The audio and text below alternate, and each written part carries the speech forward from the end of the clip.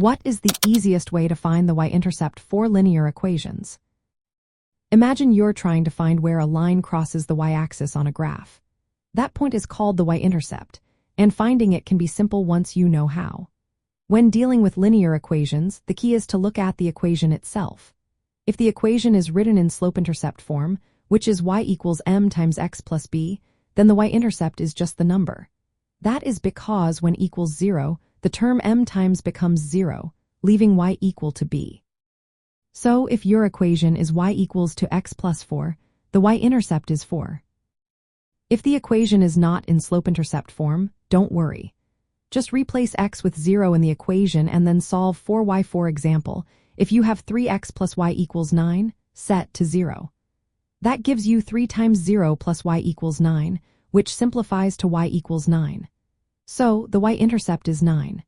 This method works for any linear equation, whether it's in standard form or any other form. Knowing the slope-intercept form makes it easier because it clearly shows the y-intercept as the constant term.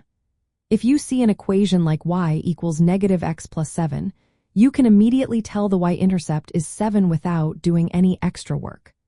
When you look at a graph, you can also find the y-intercept by locating where the line crosses the y-axis and reading the y-coordinate.